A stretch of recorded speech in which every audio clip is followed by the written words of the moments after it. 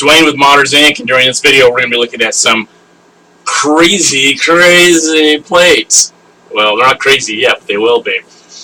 What's happened is that Tesoro has gotten a hold of us and asked us to do some custom plates that go on top of their keyboards. We're like, okay, that sounds pretty cool. Let's do that.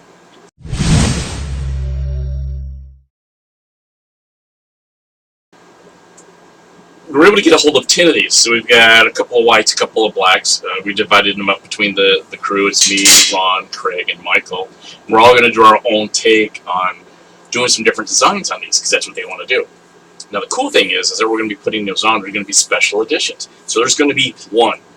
Okay, so whatever I come up with design on this one, this will be the only one. Now why does that make it so important? So each one of them that we make will be given away with the keyboard. So you're going to have the chance to actually own a one-of-a-kind Tesoro keyboard modified by Modders Inc. I mean, that sounds pretty cool to me. I wish I could keep one, actually. So my ideas that I'm going to be doing is some things that I have done in the past and some new stuff that I haven't done in the past. So the first one is I'm going to take the black one. And you've seen what I've done on my Fallout cases before, is I'm going to make this all scratched up and look old and faded and stuff like that. And I'll show you how to go through that. Pretty easy to do because of the black one. Yay! Makes the base a lot easier. All I've got to do is kind of sand it up. And then I'm going to take some colors that I got. I actually got a satin caramel for this part. This is a satin cinnamon. You don't want a gloss. You want that faded, you want that old look. And I also got a satin espresso. It's a darker brown. What you end up doing with this is, of course, I've got to sand it. And then you kind of crisscross the colors. Just mix them up all over the top of each other. Then let that dry. Remember what I told you before? I think in one of my tutorials, if you go into the Modders Inc. and look, you'll actually see that the next step is kind of odd, but it works. It's use hairspray. So what happens is once you get the colors all down, you put hairspray on there wherever you want to look. You get that scratchy effect. You let that completely dry, and then you put your top coat on. So whatever color you want, purple, green, orange. I am going to do, I think, a nice dull red on top of this. You put your top coat on, you let that dry. What you do is you go back afterwards and you apply water where you put the hairspray. I know it's not making any sense yet, but what happens is that the hairspray actually dissolves when you put the water on there.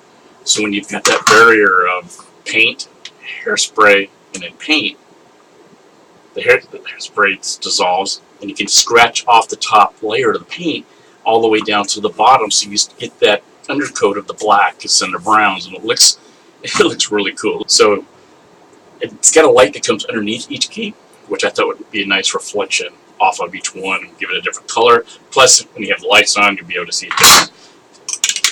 This I have not done. So this will be my first time using a color changing paint as well. This is going to be, the color that I got is gold, orange, purple, and red. I think that's going to look really nice with the keyboard once again. And one of the white ones, this one's going to be fairly easy, but I had never done it before, is I'm going to be using some color changing paint. Thought that would look kind of cool because the keyboards are actually kind of raised up on the keyboard. So it's got a light that comes underneath each key, which I thought would be a nice reflection off of each one and give it a different color. Plus, when you have the lights on, you'll be able to see it different. This I have not done. So this will be my first time using a color changing paint as well. This is going to be, the color that I got is gold, orange, purple, and red. I think that's going to look really nice with the keyboard, lighting it up on the top. So I'm excited actually to try this one as well. And again, I've got another white one that I'm going to be using. And I think what I'm going to end up basically kind of doing, I think I'm going to keep the white as my base coat on this one. And then I'm going to be using these colors. A black, kind of like a baby blue, And then like, I'm going to say a mid-blue, kind of regular kind of blue. Yeah, I know, you're kind of thinking, what the heck am I going to be doing? I'm going to be doing the old water trick for painting. What you do is, of course, you make your base coat nice. Then you spray water all over the top of it. And you get big bubbles of water, huge bubbles of water, as much as you can in the right areas to make it look kind of cool. Then what happens is you take your spray paint and you go over the top of the water. And of course you're going to get some on the keyboard, but that's the whole effect, right? But what you do is you make sure that when you're spraying the paint, you try and get as much as you can actually level with the keyboard. Because all you want to do is you want to dust that paint over the top of the bubbles. So you have a light color for one side. I'm going to do a little darker color for a little bit of shading on the bubble, and the dark side on the opposite direction to make the darker side of the bubble. So where am I getting at? Here, let me try to use this piece here. So imagine if this was a water bubble and I've already got it painted. It's going to get the blue tint to it, right? Once it's got that on there and you've got the black paint down at the bottom, when it dries, here's the whole magic. When the water dries, it leaves that impression on top of whatever you painted. So you'll have the water outlet circle. The paint that's on the top actually comes down and lands onto it. The black that you put on the edge actually lays on the edge, so it gives it that 3D effect. It looks really cool when it's done right. I'm excited to try this myself. So this is what I'm going to end up doing. We'll be going through the video, so I'll throw some stuff in here and show you, like, here's a little bit what I did, or maybe some pictures or whatever throughout the video to kind of help you step through with doing this. The other guys will be showing some stuff. There'll be some tutorials, steps through on the website, actually, of course, on YouTube. And then we're also going to be going through with the Tesoro and doing some social media, because we got to give these things away. I'm excited. Hope you guys are excited. So let's dive into this. Let's get these done.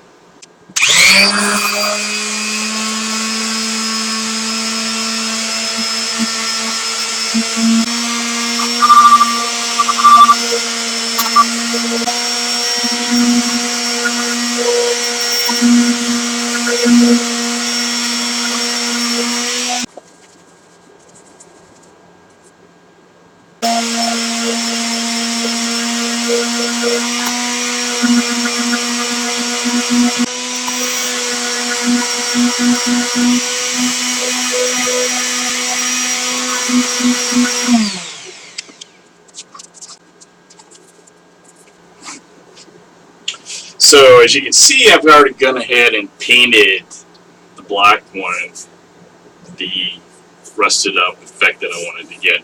You can see the different colors, the blacks, the darker brown, the lighter brown, the cinnamon colors and stuff. I just left the other side black because it's not going to be seen. So it's going to go on top of this way. This is where I'm going to do my effect. And then next, like I was saying before, is good old hairspray. I'm going to take that, shake it up a little bit, and kind of spray it. You can spray the whole thing if you want, but you kind of want to go in the areas that you really want to highlight the most. Like this is going to be seen the most. This edge here, the larger pieces are going to probably see the most kind of scratches and stuff that's going to happen. So I'm just going to go ahead and take that, and I'm just going to heavily go over it.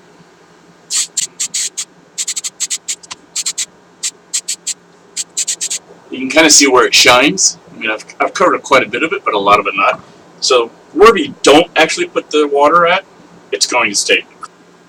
So I've got the red keyboard plate in front of me, and now I'm going to do, like I told you, is I'm just going to take some water, just in a spray bottle, and then I'm going to spray some in the area. But what you do when you spray it on there, you let it sit for a little while, let it absorb through the paint.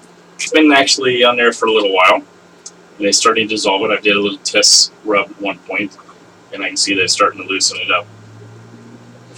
So I'm going to go ahead and we'll kind of focus a little bit more on this area here since it's a little bigger.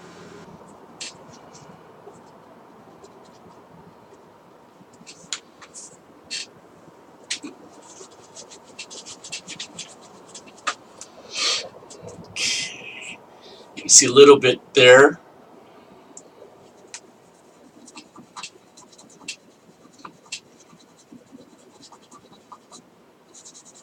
Now it's starting to come through. And I'm going to do a little bit more with this.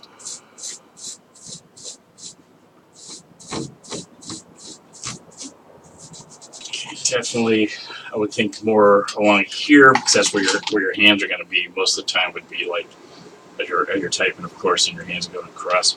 So you know that ridge right here is going to be wore down really good. I mean, especially if this thing is supposed to be, let's see, 30, 40 years old or something. As you can see, I got the red one.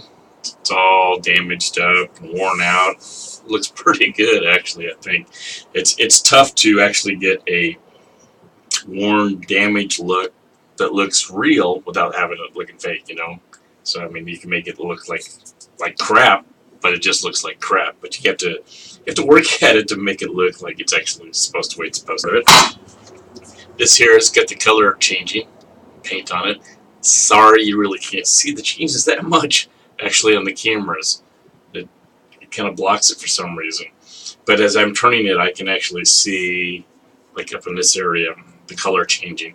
But I think what I'm going to do though is probably put 1 or 2 more coats on this one, so the overall color of it will be a little darker, and then that the reflection will be a lot more.